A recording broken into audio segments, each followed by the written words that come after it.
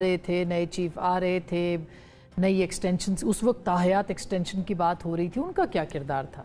जनाब बाजवा जो है ना जी, सच्ची बात यह है कि मेरा तो बड़ा एहतराम का ताल्लुक़ रहा उनसे हमेशा, और अब भी मैंने कभी उनके ख़िलाफ़ बात जो है वो नहीं की है। लेकिन इसमें कोई शुबा नहीं है कि जनरल साहब ने, मुझे तो समझ नहीं आती उन्होंने क्या किया अपने साथ। सबसे बड़ी ज़्यादती तो उन्होंने अपने साथ की है, जहाँ पे मुझे ये लगता है कि उन्होंने सोचा कि एक एक्सटेंशन मैंने इधर से ले ली है पीटीआई से, अब अगली एक्सटेंशन मैं नून लीग से ले लूँ। तो इस कॉम्प्लेक्सिटी ऑफ पॉलिटिक्स में वो फंस गए और दोनों तरफ से मुकम्मल जो है वो डिसक्रेडिट हो गए, जिसकी वजह से अब वो अगर आज ज़रा मैं हाइंडसाइट में ज़रा सोचता हूँ कि अगर जनरल बाजवा पहली एक्सटेंशन भी ना लेते या पीटीआई उन्हें पहली एक्सटेंशन भी ना देती, तो जनरल बाजवा बहुत एक उनकी लेगेसी होती और एक वो बहुत बड़े आदमी के तौर पे जो है वो उनका होता। लेकिन अनफॉर्चुनेटली आखिर में आके उन्होंने दोनों कश्तियों पे पाँव रखने के चक्कर में वो बिल्कुल ही डूब गए हैं। और उसकी वजह वो रिजीम चेंज और वो साइफर वाला मामला था उस वक्त। तो आप नहीं, कुछ भी नहीं था ना, ये तो मतलब देखो बात तो एक्सटेंशन ही की थी ना, बात तो यही थी कि हमें एक्सटेंशन, बाकी सारी चीज़ें जुड़ती रहती है ना साथ। तो ये बैरूनी साजिश भी तो थी इसमें, आप कहते हैं कि जो साइफर की लैंग्वेज आई थी वो तो सबके सामने है ना, उससे दो राय तो नहीं हो सकती।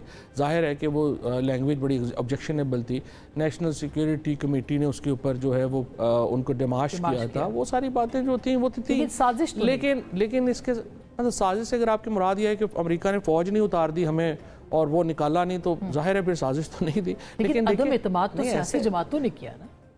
नहीं, सियासी जमातों बेचारों का क्या ताल्लुक था, ये तो बैठे साइड पे दही खा रहे थे, इनको क्या पता।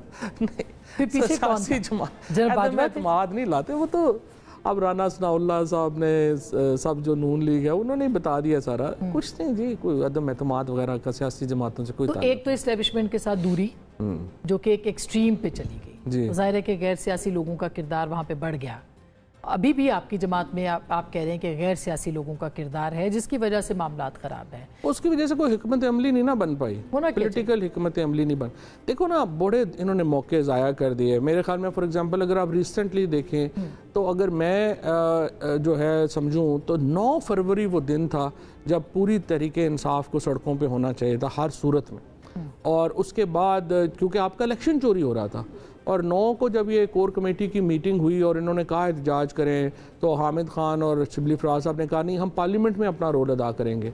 तो वो पार्लियामेंट में तो आपको जाने ही नहीं दे रहे, तो आप रोल क्या अदा करेंगे?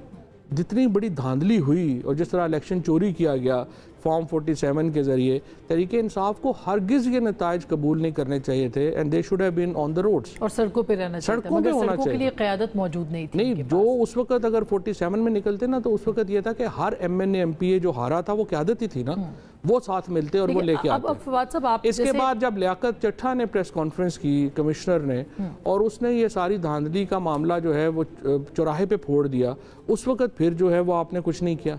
अब आके देखिए ये, तो आपको लगता है कि लोग जो है वो मिले हुए हैं कहीं ना कहीं, किसी न किसी जगह पे बहुत सारे लोग जो है लॉयल नहीं है पीटीआई के साथ? देखिए ये तो खैर पीटीआई में रिवाज भी है, हर बंदे दूसरे को कह देते आप लॉयल नहीं है आप, मतलब ये तो एस्टेब्लिशमेंट को सोचना चाहिए। एक वक्त होता था, मैं एक हमारे वज़ीर साहब थे, तो उनको हो गया कि जी आपके बारे में ख़बर छप गई है कि आपको जो है वो फ़लानी एजेंसी जो है वो बड़ा स्पॉन्सर कर रही है। उसने कहा ये खबर छपी है, इसको प्रिंट करके मेरे हल्के में ना ज़्यादा से ज़्यादा फैलाओ ताकि मैं इलेक्शन मेरा वैसे ही हो जाएगा। अब वो वक्त आ गया है कि डिसक्रेडिट होने के लिए आपको कह दिया जाता है कि ये तो एस्टेब्लिशमेंट ने लॉन्च किया है, या ऐसा जो है वो एक बात है। हालात बदल गए, बात बदल गए, वाक़यात बदल गए। ये तो उनको सोचने का काम है कि कहाँ से कहाँ वो जो है वो आगे। इसको जो असल बात यह है ना कि जो अब पीटीआई की लीडरशिप के अंदर आप देखें ये मौका ज़ाया हो गया, फिर लियाकत चट्ठा वाला ज़ाया हो गया, आप कोई उनके पास मुझे स्ट्रैटेजी नहीं नज़र आती। अब देखो एक ही चीज़ है ना, अल्टीमेटली देखो हम कोई बंदूकें लेके पहाड़ों पे तो नहीं चढ़ सकते। एक तो बाहर कुछ लोग बैठे हुए ना जो कि समझते हैं कि पाकिस्तान की फ़ौज और पाकिस्तान के अवाम एक दूसरे से लड़ जाएं। सही, ये तो देखो एजेंडा हमारा तो नहीं हो सकता, इमरान खान का तो नहीं हो सकता। इमरान खान ने तो कहा है कि फ़ौज मेरे से भी ज़्यादा इंपॉर्टेंट है। आपको अब मुस्तकबिल क्या लग रहा है तहरीक इंसाफ का भी और अपना भी, क्योंकि बहुत से लोग ये कह रहे हैं कि शायद बल्कि आपकी जमात में से बहुत से लोग कह रहे हैं कि जी एजेंडे पे आए हैं आप लोग, 3-4 लोग इकट्ठे आ गए हैं इस वक्त में और ये सब एजेंडा है। वो एजेंडा यही है ना कि जी हमारी पोजीशनें आप खराब करने आ गए हैं, तो ये आप ना करें। तो हमें तो देखो ओहदों के मुझे क्या जवाब, मैं तुम्हारे आपके प्रोग्राम में बैठा हूँ, मुझे मतलब आई डोंट नीड इंट्रोडक्शन। ओहदा तो आपको इंट्रोडक्शन के लिए ही चाहिए होता है ना, तो हमारे तो ये मसले नहीं है। वज़ीर तो मैं 2011 में भी था, 2012 में भी था, सो वो ये हमारे प्रॉब्लम नहीं है। प्रॉब्लम ये है कि जो इलेक्शन हुआ है ना 8 फरवरी का, अगर आज 8 फरवरी का इलेक्शन के बाद लोग हार जाएं तो इसका मतलब यह है कि पाकिस्तान में फिर डेमोक्रेसी का वजूद ख़त्म है। फिर वही 8, 10, 12 लोगों ने कमरों में बैठ के फैसले करने और ये सारा। मगर ये तो हुआ 2018 में हाइब्रिड, फिर हाइब्रिड 24 का कोई मुकाबला ही नहीं है। इस तरह तो फिर 93 में भी हुआ ना, इस तरह तो फिर 90 में भी हुआ, हर इलेक्शन हुआ। नहीं हाँ, लेकिन ये एक्सटेंट तो हर्ड ऑफ है ना, जिस तरह से यहाँ पे हुआ, तो इसका तो मुकाबला करना ही ठीक बात है, ठीक बात है। लेकिन अब आपको ये लगता है कि मुस्तकबिल, आपका मुस्तकबिल पीटीआई के साथ है, सिर्फ और सिर्फ पीटीआई के साथ है, या अपने रास्ते अपने खोले हैं? नहीं, मेरा प्रॉब्लम जो है ये है ही नहीं कि पीटीआई या नॉट पीटीआई। मेरा प्रॉब्लम यह है कि इमरान खान को ये जंग लाजमन जीतनी चाहिए। अगर इमरान खान ये जंग हार गए तो फिर तो वैसी पॉलिटिक्स खत्म है। और उनकी रिहाई आपको मुमकिन नजर आती है? इमरान खान की रिहाई, ये जो मौजूदा स्ट्रेटजी है, इसमें तो मेरी समझ से बाहर है कि कैसे होगी। देखिए ना, ओनली वे फॉरवर्ड इज कि आप, जिस तरह मैं आपसे कह रहा हूँ कि हम बंदूकें लेके तो नहीं निकल सकते, हम तो पॉलिटिशियन हैं, हमें तो उठा के ले जाएं, कर लें, हम क्या कर सकते हैं? हम तो यहाँ बैठे हुए हैं, हम ये भी नहीं कर सकते छुप जाएं, हमारे पास पैसे ही नहीं है, हम जो है वो हमारा साइकिल भी नहीं है लंदन में, हम क्या करेंगे? तो इशू ये है कि आप ने स्ट्रेटजी बनानी है जहाँ पर इस्टेब्लिशमेंट और हुकूमत ये ज़रूरत महसूस करे कि आपसे बातचीत करनी पड़ेगी। और वो स्ट्रेटजी भी नहीं है, हुकूमत आपको बातचीत का कह रही है, खान साहब कह रहे हैं हुकूमत तो मजाक में लगी। अब तो खान साहब एस्टेब्लिशमेंट से भी बात नहीं करना चाहते। नहीं, मेरी नज़र में इस वक्त हुकूमत से और इस्टेब्लिशमेंट से बातचीत करनी भी नहीं चाहिए। उसकी वजह यह है आसमा, अगर मैं और आप बातचीत कर रहे हैं और आपको मेरा कोई वजन ही नहीं है, तो मेरा भार ही कोई नहीं, तो वो मुज़ाकरात एक मजाक होंगे। पहले इन्हें अपोजिशन की पार्टी से बातचीत करनी है। पहले मौलाना फजलुर रहमान को, जीडीए को और जमात इस्लामी को अपनी फोल्ड में लेके आना है। जब मौलाना फजलुर रहमान और इमरान खान मिल जाते हैं तो इसका मतलब ये है कि 99.9% या 99.75% जो टोटल रिप्रेजेंटेशन है खैबर पख्तूनख्वा की, वो एक साइड पे है। फिर हुकूमत और इस्टेब्लिशमेंट अफोर्ड नहीं कर सकती कि वो इतनी बड़ी रिप्रेजेंटेशन। आपकी खान साहब से मुलाकात के कोई इम्कानात है?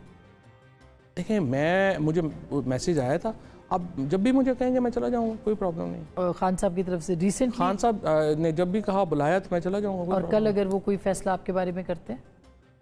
फैसलों से क्या होगा? अभी तो देखो ना, वन साइडेड ही होना है ना। अगर मेरे लेट से मुझे सुना ही नहीं है, मेरी बात ही नहीं हुई, तो उस फैसले में देखिए, नॉट विद स्टैंडिंग, मैं आपसे ये कह रहा हूँ कि इमरान खान को कामयाब होना ज़रूरी है, क्योंकि अगर वो कामयाब नहीं होता तो फिर आपके फिर आपका समझिए कि एक लंबा डार्क पीरियड है, वो हम अफोर्ड नहीं कर। और मुज़ाकरात सियासी सतह पे होने चाहिए। मुज़ाकरात तो ग्रैंड मुज़ाकरात होंगे, लेकिन पहले आप अपनी अपोजिशन अलायंस बनाएंगे। अब आपने मौलाना फजलुर रहमान को, महमूद अचकज़ई को ये टास्क दिया है, अब आप उनके ऊपर भरोसा करें, रोज़ उनको उनके नीचे से कारपेट ना खींचें, जो कि हो रहा है। आप उनके ऊपर थोड़ा ट्रस्ट करें, उनको ये मुज़ाकरात किसी तरफ लगा लेने दें। और जब ये हो जाएगा, JUI और PTI अगर इकट्ठी हो गई और साथ जमात इस्लामी और GDA मिल गए, तो फिर देखें ना, they will be a power to reckon with.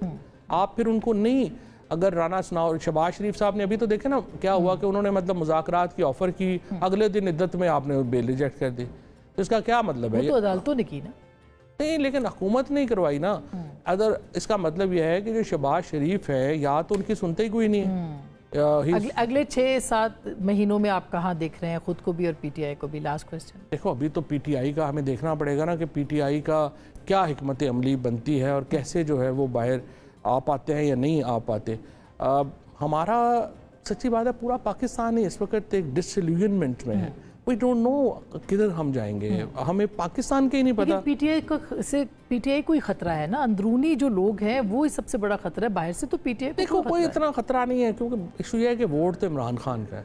Imran Khan ने जिधर कहना, आज इमरान खान अगर PTI छोड़ के IPP का हेड बन जाए तो सारा वोट IPP को